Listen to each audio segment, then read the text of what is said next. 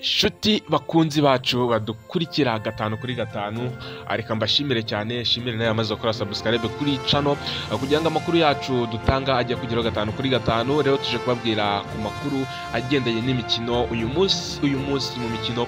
Reka tuze kwibanda kuri ekipe y'igihugu Amavubi iri gutegura umukino w'ejo ku itariki 10. Bari gutegura umukino rwose ku itariki 10 Nzeri, aho bazaba bakina na ekipe y'igihugu ya Nigeria ku isaha ya saa 9 kuri stade Amahoro. Nibwo rero Amavubi azakira Nigeria, bari kumwe mu itsinda rya D mu gushaka rero tike y'igikombe cy'Afurika cya 2025 kizabera muri Morocco. Rero mu mikino mike ekipe y'igihugu y'u Rwanda Amavubi imaze gukinamo na ekipe y'igihugu cya Nigeria, imibare rero ikomeje kugenda yerekanya ko bakunze kunganya, bityo rero no kuri iyi shuro bikaba bishoboka ko bashobora kuba banganya. Kora subscribe utarayikora, ukore share, like na comment.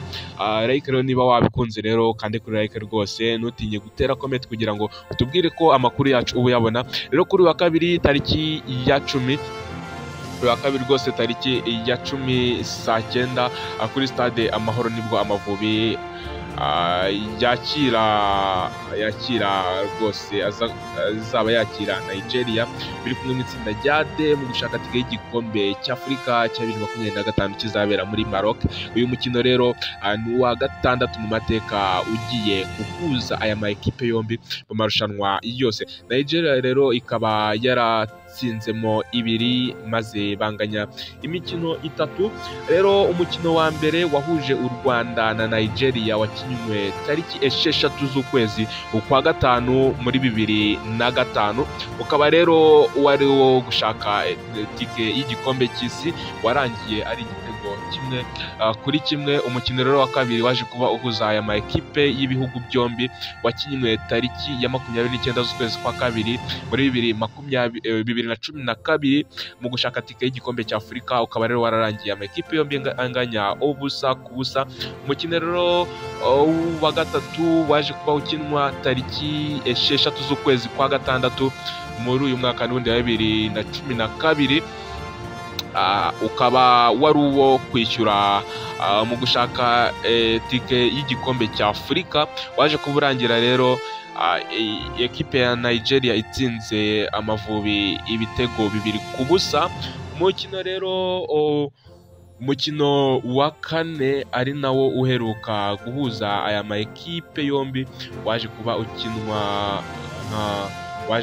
ukinwa rwose, waje kuba ukinwa tariki 15 z'ukwezi kwa mbere,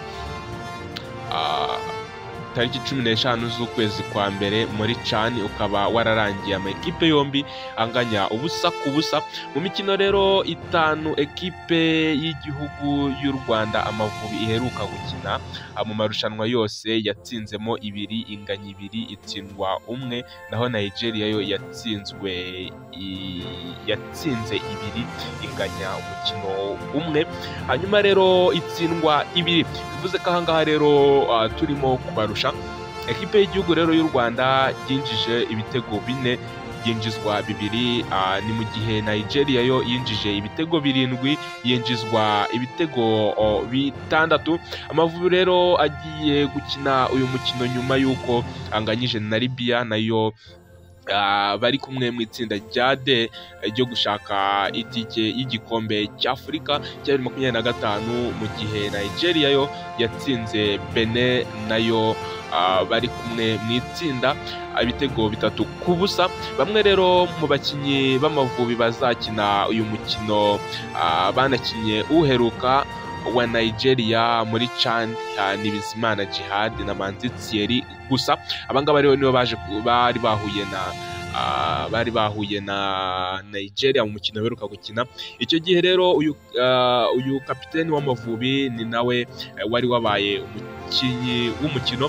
Amavubi rero agiye gukina na Nigeria iyoboye iri tsinda rya D n'amanota 3, mu gihe yo ari iya kabiri n'inota 1. Hanyuma rero abakinnyi 11 byitezwe ko Thorsten Flax Petra utoza Amavubi azabanza mu kibuga, harimo Fiacre Ntwari, Fitina Ombolenga, Ange Mutsinzi, Thierry Manzi, Claude Niyomugabo, Mugisha Bonheur, Djihad Bizimana, George Kwizera, hakazamo Kevin Muhire, Jase Muhire Keve, Gilbert Mugisha ndetse na Shuti Innocent. Mu gihe rero abakinnyi 11 byitezwe ko baza kuba babanzamo kuri ekipe itozwa na Augustin utoza Nigeria, azaba rero abanza mu kibuga. Abakinnyi bakurikira harimo uwitwa Stanley, hakazamo Ola Ain, hakazamo Calvin Bassi, hakazamo William Tost, hakazamo Semi Ajay, hakazamo Alexis Iwob, hakazamo Wilfred Ndidi, hakazamo Bruno, hakazamo Andemora, hakazamo uwitwa Victor Boniface ndetse na n'uwitwa Victor Osimhen. Hanyuma rero ubwo Amavubi aheruka gukina Nigeria, Bizimana Djihad yahawe igihembo cy'umukinnyi mwiza w'umukino.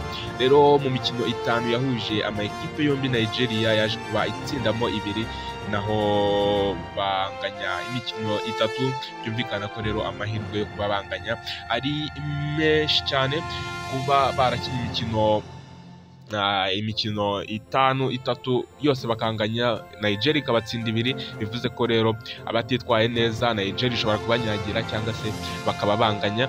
bivuze ko rero kuba wakwicara ukizera ngo baraza kuba babatsinda, Amavubi baraza kuba yazatsinda umukino, bikubiye gake cyane. Hanyuma rero reka twitege icyo umutoza Flack, umutoza w'u Rwanda, aza kuba akora kugira ngo bazatsinde iriya match. Hanyuma rero reka tushishikarize abantu bose bakunda ekipe y'Amavubi kuzajya kwishyigikira muri Stade Amahoro. Rwose muzakubite stade ibe yuzuye. Buriya umufana niwe mukinnyi wa 12 mu kibuga. Rero muzaze muri benshi rwose, muzaze muri benshi tubashe gutsinda iriya ekipe. Rero Mukunzi Yannick yabatirijwe muri Suwede. Mukunzi Yannick rero wamenyekanye muri Rayon Sport, APR FC no muri ekipe y'igihugu Amavubi, ubu akaba akinira Sandviken yo muri Suwede. Yabatirijwe mu mazi magari. Ibatizwa rero rya Yannick Mukunzi ryamenyekanye nyuma y'amafoto yashyizwe kuri Instagram ye, yaje kuba ashyigwa kuri Instagram na mugenzi we Byiringiro Rick, bakinana muri Sandviken. Akaba rero yabatirijwe mu mazi magari kuri iki cyumweru tariki ya 8 Nzeri 2024.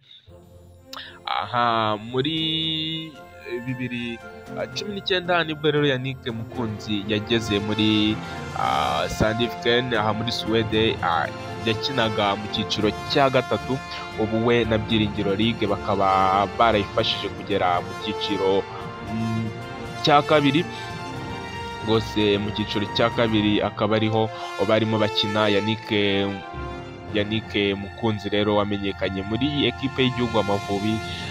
Nuko kubatizwa akwiwe ni byinshi biri kugenda bivugwa mu mikino. Turagenda tuyabakusanyiriza tuyabagezaho 5 kuri 5. Reka tubabwire ngo mukomeze kugira ibihe byiza. Ni Mura TV rero, utarakora subscribe ko wayikora amakuru yacu ubutaha ukajya